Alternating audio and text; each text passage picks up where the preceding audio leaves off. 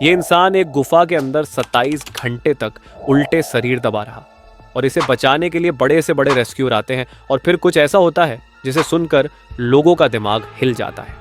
अगर आप कमजोर दिल के हैं तो वीडियो को आगे ना देखें, क्योंकि यह कहानी सुनकर अच्छे से अच्छे लोगों को डर लगने लगता है। यह है the most unusual and most terrifying death in caving history. यह है नट्टी पट्टी केव की कहानी। 24 नवंबर 2009 के दिन अमेरिका के यूटा में रहने वाले जॉन एडवर्ड नाम का 26 साल का लड़का, जो कि अपनी जॉब से सीधा छुट्टी लेकर अपने घर यूटा में पहुंचा और वहां जाकर जब वो फैमिली से मिला तो सभी फैमिली वालों ने मिलकर प्लान बनाया कि क्यों ना वो इस वेकेशन को कुछ अच्छे तरीके से मनाए, और फिर वह नट्टी पट्टी केव एक्सप्लोर करने का प्लान बनाते हैं। और यह प्लान उनके लाइफ का सबसे खौफनाक डिसीजन होने वाला था। तो सभी घर वालों का प्लान यह होता है कि 24 नवंबर की रात 8 बजे नट्टी पट्टी केव को एक्सप्लोर करने जाएंगे और कुछ घंटे बाद वापस घर लौट आएंगे। लेकिन वहां जो होने वाला था ये कोई सपने में भी सोच नहीं सकता था। हालांकि जॉन इस केव में पहली बार जाने वाला था, लेकिन इसे थोड़ा बहुत केविंग का एक्सपीरियंस था, क्योंकि वो अपने छोटे भाई के साथ बचपन में केविंग किया करता था। केव में एक ऐसा सेक्शन है जो कि काफ़ी चैलेंजिंग है, जैसे कि बर्थ कैनल कहा जाता है, जो कि बहुत ज़्यादा नैरो और टाइट है, जिसकी वजह से वहाँ एक्सपीरियंस केवर भी अपने बॉडी को स्क्विच करके निकाल नहीं पाते हैं। किसी के हिप्स और शोल्डर वहाँ फंस जाया करते और जितना भी वो कोशिश कर ले नहीं निकलते, और उसे निकालने के लिए रेस्क्यू टीम की ज़रूरत पड़ती। और इसी वजह से इस केव को सालों पहले बंद भी कर दिया गया था और ये नट्टी पट्टी केव मार्च 2009 में ही रीओपन हुई थी, कुछ नए रूल्स के साथ। रूल्स ये थे कि केव के अंदर जाने से 21 दिन पहले वहाँ के अथॉरिटी से परमिट लेनी होगी, और केवर के हर एक ग्रुप में 2 एक्सपीरियंस केवर होना कंपलसरी था। जॉन और उसका 13 साल का छोटा भाई जॉस दोनों एक्सपीरियंस केवर थे, तो इसे अंदर जाने की परमिट मिल जाती है। और फिर सभी घर वाले मिलकर नट्टी पट्टी केव के एंट्रेंस पर पहुंचते हैं, जिसकी साइज सिर्फ 30 इंच थी, और वह सभी 24 नवंबर की रात 8 बजे केव में घुसते हैं। पूरा ग्रुप केव में एंटर होता है तो पहले 1 घंटे तक सब कुछ ठीक चलता है और सभी लोग कॉन्फिडेंटली आगे बढ़ रहे होते हैं। लेकिन फिर जॉन और जॉस और उसके 2 दोस्त बिग स्लाइड की जगह पर रुक जाते हैं और आपस में एक मैप देखकर डिसाइड करते हैं कि वो इस केव के सबसे चैलेंजिंग बर्थ कैनल को विजिट करेंगे, जो कि इस केव के सबसे डीपर सेक्शन में है। ये इतना टाइट है कि सिर्फ कुछ ही लोग इस केव को क्रॉस कर पाते हैं, और यह माना जाता है कि यहाँ एक लॉन्ग टाइट पैसेज है, और अगर इसे क्रॉस कर गए तो एंड में एक और लंबा टाइट पैसेज आएगा, और अगर उसे भी क्रॉस कर गए तो एंड में एक छोटी सी थोड़ी सी रूम मिलेगी जहाँ आपको टर्न होने का मौका मिलेगा, और फिर वहाँ से आप टर्न होकर वापस आ सकते हो। हालांकि ये इतना टाइट है कि इसमें एक्सपीरियंस केवर को भी घुटन होने लगती है और वो पैनिक हो जाते हैं। जॉन और उसका छोटा भाई जॉस, जो इसके पीछे आ रहा था, उन्हें बर्थ कैनल मिल जाती है और वो दोनों बर्थ कैनल के अंदर घुस जाते हैं। लेकिन इसमें गलती ये होती है कि जॉन और जॉस जिस रूट में घुसे थे वो बर्थ कैनल की रूट थी ही नहीं। जॉन और जॉस एक्चुअली में गलत रूट में घुस चुके थे, जिसके बारे में इन्हें कोई भी आइडिया नहीं था। जॉन 15 फीट आगे मूव करता है और इसी बीच इसके सामने कई सारी चट्टानें भी आती हैं। हालांकि जॉन हेल्दी था तो वो अपने बॉडी को डिफरेंट ओरिएंटेशन में मूव कर सकता था। अपने शोल्डर, अपने कमर एंड दोनों अपने पैरों को प्रॉपर डायरेक्शन में फोल्ड करके वो आगे मूव करता है। और जॉन अब कॉर्क स्क्रू के रूट में आ चुका था, और जिस तरह से जॉन आगे बढ़ रहा था पैसेज और भी टाइट होते जा रहा था, और अब तक वो वापस भी मुड़ नहीं सकता था, क्योंकि वो पैसेज एक्चुअली में बहुत ज़्यादा टाइट था। इसे लग रहा था वो बर्थ कैनल में है, और इसके अकॉर्डिंग जैसे इसे पता था कि एंडिंग में एक स्मॉल रूम आएगी और टर्न होने का मौका मिलेगा, इसलिए वो आगे बढ़ता जाता है। और यही जगह थी जहाँ चीज़ें और बिगड़ जाती है, और अब तक वो कॉर्क स्क्रू के एरिया में आ चुका था। इस कॉर्क स्क्रू एरिया को क्रॉस करने के लिए केवर को बहुत छोटे और फ्लेक्सिबल होने की ज़रूरत पड़ती थी, और सिर्फ कुछ ही लोग अपने स्किल की मदद से इसे क्रॉस कर पाते हैं, और वहाँ से केवर को रॉक लेस्ट से शार्प 90 डिग्री बेंड होना होता है। लेफ्ट की साइड अब तक जॉन इस स्मॉल एरिया से टर्न हो चुके थे, और इसके बाद वो मोस्ट डिफिकल्ट सेक्शन में पहुंचते हैं। 5 साल पहले एक 16 साल का लड़का ब्रॉक क्लार्क यही कॉर्क स्क्रू सेक्शन में अटक गया था, जिसकी हाइट सिर्फ 5 फुट 7 इंच थी और वेट 63 केजी था, और उसे रेस्क्यू करने के लिए 14 घंटे लगे थे। जॉन भी यही एग्जैक्ट स्पॉट पर था, जबकि इसकी हाइट 6 फीट थी और वेट 90 केजी था यहाँ पर। इसे अपने बॉडी को टर्न करके वापस लौटने का कोई ऑप्शन नहीं था।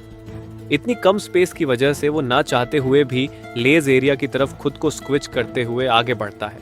हालांकि ये एरिया टाइट था, तो जॉन को लग रहा था कि ये बर्थ कैनल की सबसे टाइट जगह से है, मतलब कि आगे एक बिगर स्पेस आएगी और वहां इसे टर्न होने का मौका मिलेगा। और वो अपने स्टमक को प्रेस करते हुए रॉक के सहारे आगे बढ़ता जाता है। वो डॉन ऑफ डायरेक्शन में मूव कर रहा था, मतलब जमीन से एग्जैक्ट नीचे की ओर। जॉन को पता नहीं था वो कहाँ पहुंच चुका है। उसे उम्मीद थी कि आगे कोई एक ओपनिंग जरूर मिलेगी, और फिर वह तभी स्पीड में नीचे गिरने लगता है और खुद को अपने हाथों से पकड़कर जोर से चिल्लाता है और अपने भाई की ओर कहता है, जॉस तुम इधर मत आओ, मुझे फॉलो मत करो। अपने कंधे के सहारे इसे आगे बढ़ना जरूरी था बाहर निकलने के लिए। और तब जॉन को अपने हेडलैम्प से एक होल की ग्लिम्स दिखाई देती है और जॉन के अंदर एक उम्मीद जागती है। लेकिन ये जॉन की जिंदगी की सबसे बड़ी और आखिरी गलती थी। वो आगे बढ़ता है और अपने सर को होल में डालता है, और एग्जैक्टली वो जिस टनल में जा रहा था वो अननोन थी, और अब वो वहां पहुंच चुका था। और वो टनल और भी टाइट था और वह स्पेस बहुत कम थी। और जैसा कि उसने सोचा था कि आगे ओपनिंग मिलेगी, लेकिन आगे रास्ता बंद था। ये पूरे केव के पैसेज की एंडिंग थी। इस जगह की स्पेस 18x1 इंच थी, मतलब कि एक लैपटॉप स्क्रीन जितनी। वो कंप्लीटली अपसाइड डाउन पोजीशन में था, मतलब कि सर नीचे और पैर ऊपर और करीब 70 डिग्री एंगल में मुड़ा हुआ भी था। वो खुद को ऊपर पुश करने की कोशिश करता है, but this whole was exhausting. इसके एक हाथ यूजलेस पोजीशन में फंसे हुए थे और दूसरा हाथ इसके चेस्ट की ओर मुड़ा हुआ था। वो दीवार के सहारे खुद को पुश करने की कोशिश करता है, लेकिन इसे जल्दी रियलाइज हो जाता है कि इसके सारे मेहनत के बावजूद भी वो मूव नहीं कर सकता, और इसके पैर भी होल के सबसे स्मॉल साइड में फंसे हुए थे। वो जॉस को दोबारा चिल्लाता है, जबकि जॉस इसके पीछे ही था कॉर्क स्क्रू पाथ पर। लेकिन वो अपने भाई की तरह इस एरिया से क्रॉस नहीं करता, बल्कि वो अपने फीट को आगे करता है और फिर अपने सर को पीछे रखता है ताकि वो आगे से आसानी से रिटर्न हो सके। इसे जॉन की आवाज़ कंटिन्यू सुनाई दे रही थी, और फाइनली पहुंचता है वो उस जगह पर जहां वो देखता है कि जॉन एक होल में घुसा है और होल ने इसे पूरा निगल लिया है और उसकी सिर्फ 2 पैर ही दिख पा रही है। वो जॉन के दोनों पैरों को अपने पैरों से पकड़कर खींचने की कोशिश करता है, लेकिन जॉन थोड़ा सा ऊपर आता और फिर ग्रिप छूट जाती और जॉन फिर वापस इनिशियल पोजीशन पर चला जाता है।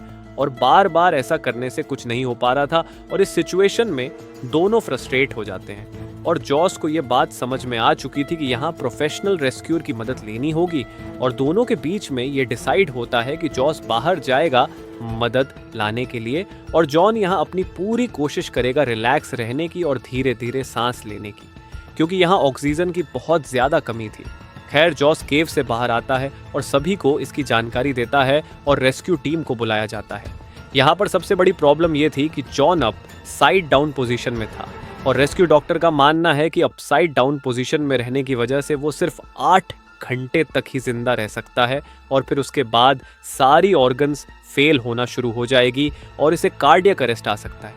जॉन के रेस्क्यू के लिए सबसे पहले एक फीमेल रेस्क्यूअर अंदर जाती है जिसका नाम था सूसी, और वो अपने पैरों में रस्सी बांधकर अंदर घुसती है ताकि वह अंदर जाकर अटक ना जाए। इसकी हाइट सिर्फ 5.3 फीट थी, जिससे सुशी को कॉर्क स्क्रू एरिया से क्रॉस करने में बहुत आसानी हो जाती है, और रात को 12:30 बजे जॉन से मिलती है। और अब तक जॉन को वहां फंसे हुए 9 घंटे हो चुके थे। फिर सुशी और उनकी यह बातचीत होती है। Hi John, my name is Sushi, how it's going? Hi Sushi, thank you for coming, but I really want to get out. Oh no worry John, you are going to be out of here. John को यह professional help देखकर लग रहा था कि वह तुरंत यहाँ से निकल जाएगा, लेकिन वह गलत था। सूसी ये देखकर समझ चुकी थी कि ये सिचुएशन जितनी बुरी दिख रही है, ये उससे ज्यादा बुरी है। सूसी रस्सी से जॉन के पैरों को बांधती है और खींचने की कोशिश करती है, लेकिन रोप में फ्रिक्शन बहुत ज्यादा थी, जिससे वो इफेक्टिवली रस्सी को खींच नहीं पाती। सुसी सब कुछ कोशिश करती है जितना वो कर सकती थी, लेकिन वो भी 2 घंटों में फ्रस्ट्रेट हो जाती है और उसे भी यहाँ से बाहर जाना पड़ता है। बाहर सभी रेस्क्यूअर मिलकर जॉन को बाहर निकालने के लिए एक प्लान बनाते हैं। डिसीजन ये लिया जाता है कि वहाँ एक पुलिस सिस्टम इंस्टॉल किया जाएगा और एक मशीन से उसे खींचा जाएगा, क्योंकि 5 साल पहले ब्रॉक क्लार्क भी कॉर्क स्क्रू एरिया में अटक गया था तो उसे पुलिस सिस्टम से ही निकाला गया था। इक्विपमेंट के सभी पीसेस को कॉर्क के दूसरी साइड ले जाने में घंटों लग रहे थे और टनल एक्सट्रीमली टाइट थी और सिर्फ छोटे टूल को ही अंदर ले जाया जा सकता था और असिस्ट करने के लिए एक टाइम पर सिर्फ एक ही पर्सन हो सकता था और उस पर्सन को कद में छोटा और फ्लेक्सिबल भी होना ज़रूरी था ताकि अच्छे से क्रॉस कर पाए। ये कोई सिंपल सिचुएशन नहीं थी और हर एक पुलिस सिस्टम को इंस्टॉल होने में घंटों तक टाइम लग रहा था और इसी दौरान केवल जॉन से बात करके जॉन को रिलैक्स रखने की कोशिश भी कर रहे थे। जॉन को वहां अटके हुए अब तक 12 घंटे हो चुके थे और वो अपनी पूरी रात अपसाइड डाउन पोजीशन में रखकर गुजारता है और साथ ही एक बॉडी की अपनी एक फिजिकल लिमिटेशन होती है ऐसे पोजीशन में रहने के लिए और वो उस लिमिटेशन को भी पार कर चुका था। उसका 90 किलो का शरीर ग्रेविटी के प्रेशर से लड़ रहा था, उसके ब्लड सर्कुलेशन में गड़बड़ी होने लगी थी और धीरे धीरे इसके सांसें रुक रही थी। पूरी रात यहाँ बिताने की वजह से ये काम एग्रेसिव हो रहा था। इसके लेग्स काम करना बंद हो गए थे। रेस्क्यूअर और जॉन के फैमिली के लिए जॉन को ऐसी हालत में देखना बहुत ही दर्दनाक था, लेकिन वो भी हेल्पलेस थे और ड्रिल करते हुए रेस्क्यूअर भी एग्जॉस्ट हो रहे थे। रेस्क्यूअर को पता था कि जब वो चाहे यहाँ से बाहर निकल सकते हैं, लेकिन यही चीज़ जॉन की किस्मत में नहीं थी। वह परेशान था और अपने चेस्ट को एक्सपांड करने की कोशिश कर रहा था जिससे वह सांस ले सके और वहाँ हवा में ऑक्सीजन का कंसंट्रेशन भी कम हो रहा था। और अब इतना टाइम बीतने के बाद जॉन के पास एक वाइड टेलीकॉम सिस्टम लगाया जाता है और दूसरी साइड से जॉन की वाइफ इमली उससे बात करती है और जॉन को इनकरेज करने की कोशिश करती है और जॉन भी अपनी वाइफ को दिलासा देता है कि मैं यहाँ से जल्द बाहर निकलूंगा और सब कुछ ठीक हो जाएगा। अब तक शाम के 4 बज चुके थे और जॉन के यहाँ 18 घंटे पूरे हो चुके थे और अब पुलिस सिस्टम भी लग चुकी थी और मूव करने के लिए तैयार थी। एक रेस्क्यूअर जिसका नाम रियान था वह केव में घुसता है और जॉन के पास पहुंचता है। रियान कहता है, how are you? John, it sucks, I am upside down, I can't believe, I am upside down, my legs are killing. Ryan देखते हैं कि बॉडी ओपनिंग के सबसे नैरो साइड में फंसी है तो वो सबसे पहले उसे ठीक करते हैं और फिर वो उसके पैरों को रस्सी से बांध कर खींचते हैं। लेकिन जॉन के पैरों को बहुत ज़्यादा दर्द हो रहा था। वो जब भी खींचता तो जॉन उसे रुकने को कहता क्योंकि इसके नर्व्स अब अल्ट्रा सेंसिटिव हो चुकी थी और फिर वो दोनों कुछ टाइम के लिए रुक जाते हैं और फिर वह दोबारा कोशिश करते हैं और अब तक ऐसा लग रहा था कि पुलिस सिस्टम अब काम कर रहा है। जॉन अब ऑलमोस्ट इतना ऊपर उठ गया था कि वो अब रियान को देख सकता था, उससे आई कांटेक्ट कर सकता था और फिर रियान जॉन को पीने के लिए एनर्जी ड्रिंक देता है। इसी तरह अब तक 19 घंटे बीत चुके थे। ये चीज़ें बहुत स्लोली हो रही थी और इसमें काफ़ी एफर्ट भी लग रहे थे। हालांकि थोड़ी सफलता तो मिल रही थी, लेकिन अब भी उसे निकालना काफ़ी मुश्किल था। जॉन के पैर ऊपर के सीलिंग को हिट कर रहे थे और उस पैसेज में उसे अपने पैर को ट्विस्ट करना इम्पॉसिबल था। तो रियान फाइनली डिसाइड करता है कि वह इसके पैर को तोड़ देगा और यही बीच यहाँ पर एक ऐसी अनइमेजिनेबल चीज़ होती है जिसके बारे में कोई सोच भी नहीं सकता था।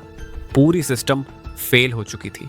एक बोल्ट जो जॉन के ऊपर ड्रिल किया गया था दीवार में, वो दीवार से निकल जाता है और वह सीधा रियान के सर पर जाकर लगता है जिससे रियान अनकॉन्शियस हो जाता है और जॉन जो आधा ऊपर उठ चुका था वो वापस स्लीप होकर इनिशियल पोजीशन पर चला जाता है और अब जॉन का कोई रिस्पांस भी नहीं आ रहा था। ये मूवमेंट जॉन की फाइनल किस्मत थी। अब शायद वह कभी बाहर नहीं आ सकता था और रियान जब होश में आता है तो उसके सर से खून बह रहा था। वो पूरा कंफ्यूज हो चुका था कि यहाँ पर क्या हुआ। खैर, रियान को वहां से बाहर निकालकर हॉस्पिटल भेज दिया जाता है और उसकी जगह जॉन को निकालने के लिए उसके फादर डेव केव में जाते हैं और उस टूटे हुए पुलिस सिस्टम को इंस्टॉल करने के लिए 1 और घंटे लग जाते हैं। डेव रस्सी से जॉन की बॉडी को बांधने की कोशिश करते हैं, लेकिन डेव वहां जितनी देर भी रहते हैं उसमें जॉन का कोई रिस्पांस नहीं आ रहा होता है। यह पूरा ऑपरेशन जॉन के बिना हेल्प के नहीं हो सकती था। यह पॉसिबल नहीं था कि एक 90 किलो का इंसान केव से बाहर निकल सके बिना उसकी मदद के। और जब डेव जॉन को रस्सी से बांधने की कोशिश कर रहे थे तो वह खुद भी 15 मिनट तक वहां अटक गए थे और आखिर में वो भी वहां परेशान हो जाते हैं और थक हार कर वहां से बाहर आ जाते हैं। अब ब्रैंडन कोल्स एक नए रेस्क्यूअर के तौर पर उसकी जगह ले लेते हैं और फिर वहाँ एक टेलीकॉम सिस्टम लगाया जाता है जिससे उसकी फैमिली उससे बात कर सके। लेकिन ब्रैंडन जो देख पा रहा था वह इमली नहीं देख पा रही थी। जॉन कोई भी रिस्पांस नहीं दे रहा था और पता नहीं वह ये बातें सुन भी पा रहा था या नहीं। कुछ घंटे पहले तक जॉन के सांस लेने की आवाज़ आ रही थी, लेकिन अब वह भी शांत हो चुकी थी। रेस्क्यू टीम एक एरिया में ग्रुप बनाकर डिसाइड करते हैं कि शायद जॉन मर चुका है और इसलिए पैसेज में मेडिकल प्रोफेशनल भेजेंगे जिससे कंफर्म हो जाए, और बिल्कुल ऐसा ही होता है। मेडिकल प्रोफेशनल कंफर्म करते हैं कि जॉन मर चुका है। 25 नवंबर की रात 11:56 में ऑफिशियल कंफर्मेशन कर दी जाती है कि जॉन एडवर्ड जोन्स ऑफिशियली मर चुके हैं। 120 रेस्क्यूअर ने बैक टू बैक 27 घंटे कोशिश करी जॉन को बाहर निकालने के लिए, लेकिन जॉन के अपसाइड डाउन पोजीशन होने की वजह से यह इम्पॉसिबल था। जॉन अपनी लाइफ के आखिरी 27 घंटे एक एक्सट्रीमली इन्वर्टेड पोजीशन में था, जबकि डॉक्टर ने प्रेडिक्ट किया था कि वह सिर्फ ऐसी हालत में 10 घंटे तक ही जी पाएंगे। यह वाकई काबिले तारीफ है। जो भी रेस्क्यूअर अंदर जॉन तक गए वो सच में एक हीरो थे। वो जानबूझकर ऐसे जगहों पर मदद करने गए जिसके बारे में उन्हें खुद नहीं पता था वो कितना रिस्की है। उसी में एक रेस्क्यूअर मीडिया को बताते हैं कि ये उसके 29 साल की रेस्क्यू करियर की टफेस्ट रेस्क्यू थी और वो इस रेस्क्यू में हार गए अथॉरिटी पूरी कोशिश कर रही थी जॉन की बॉडी को केव से बाहर निकालने के लिए। लेकिन बातचीत के बाद डिसाइड किया जाती है कि यह करना रेस्क्यू टीम के लिए काफ़ी डेंजरस होगा, और फाइनली डिसीजन लिया जाता है कि जॉन की बॉडी हमेशा के लिए वही दफन रहेगी और एंट्रेंस को कंक्रीट से सील कर दिया जाएगा, और एक हफ्ते बाद पूरी नट्टी पट्टी केव को ही हमेशा के लिए सील कर दिया जाता है। और इसी तरह के एक केव में कॉलेज के 10 दोस्त घूमने जाते हैं और केव के अंदर जाने के बाद उस केव में पानी भर जाता है। ये वीडियो देखने के लिए ऊपर क्लिक करें और वीडियो अच्छा लगे तो चैनल को सब्सक्राइब करें। Thank you.